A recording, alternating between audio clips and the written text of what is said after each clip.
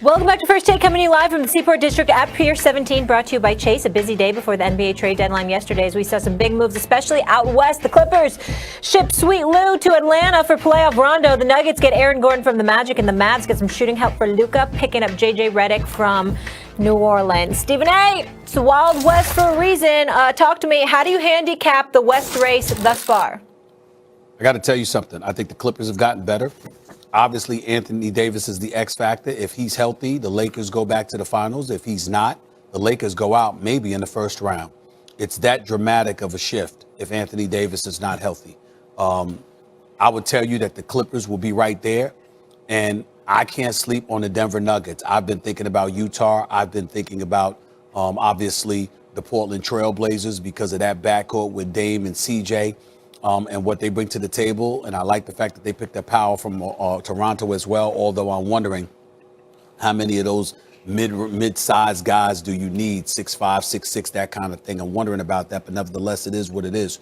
What I would tell you is this. Denver, keeping Michael Porter Jr., having the Joker, having Jamal Murray, and adding Aaron Gordon to the mix. This dude, he can be physical. From a physicality perspective, he can be one of those individuals that's helping to guard LeBron and others. He's a legit 6'8". He's a Skywalker. He's averaged 14 this year, shooting about, 37% from three-point range, 43% from the field. He's a big-time addition to the Denver Nuggets, and I definitely think is an incredible plus that could put Denver over the hump potentially.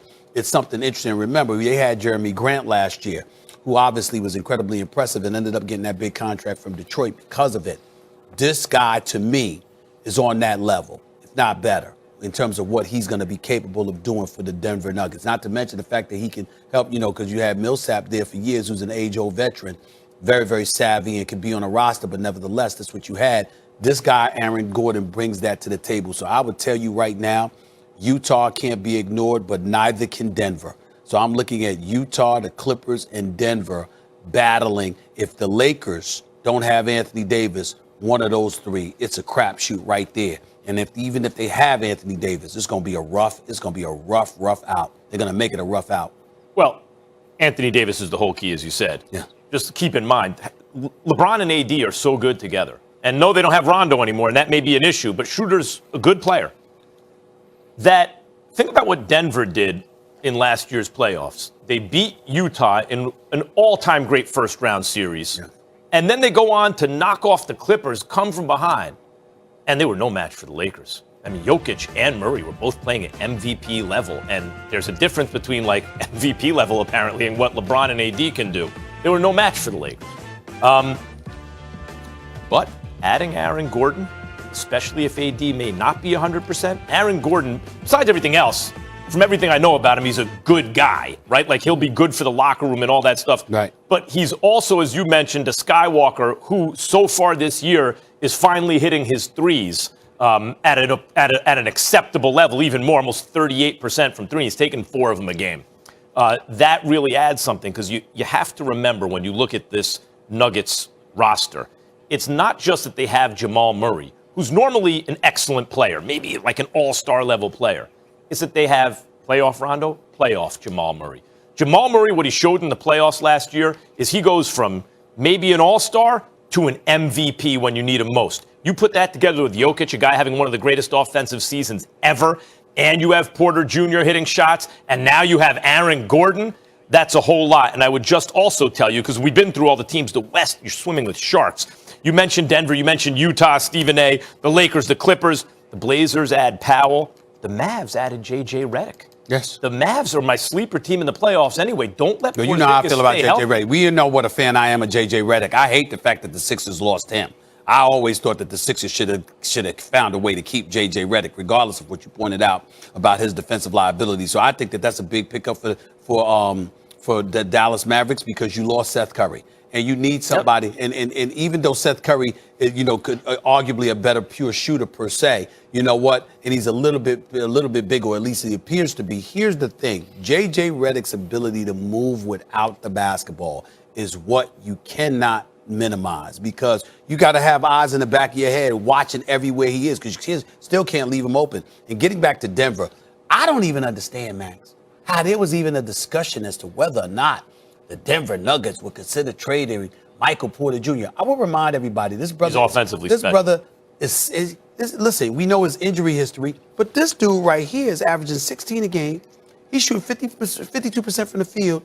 He shoot like 42, 43% from three-point range. Yep. I mean, what? And he just gets started. He's 22. Yep. I Listen, like going on Michael Porter. The only reason he wasn't drafted higher is because of the potential injury, because of the injury history and everything coming in. And it says something when the great Jerry West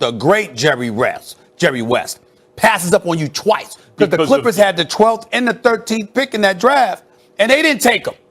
But as long as he's Jerry healthy, West doesn't usually miss. as long as he's healthy, that offense is just going up and up and up. Michael Porter's special. Yeah. I like Michael Porter. I like Michael Porter. I want to say this about the Mavs too.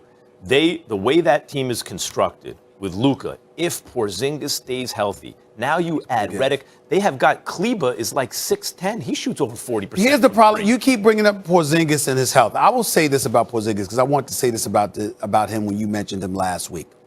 There are certain guys that might be injury prone, but then you can be so much so that people get physical with you on purpose with the intent to not harm you or your career or anything, but they know you're relatively soft. See, when freak injuries happen. They just come with the game. But in Porzingis' case, because he's 7'3", yeah, he's a giant. I think people look at him and say, look, man, all we got to do is get physical with him. Look, he can't take it. That's what they said. Embiid is injury prone. AD is now sidelined. Yeah. He's been injury prone throughout the Porzingis. But Embiid Embiid is strong and better. But Embiid is strong, and he usually ends up injuring himself, like the way he came down on his leg and his knee locked in. Okay, rare. Anthony Davis, he's a finesse player. I'm not going to call him soft. He's a finesse player. But there are people on his own team who wish he was a bit tougher. And remember, we had him on the show. And you remember when the Clippers were talking about him. They were last year, before when they were supposed to meet the Lakers, they were talking about the thing about Anthony Davis is he's elite. You can't stop him.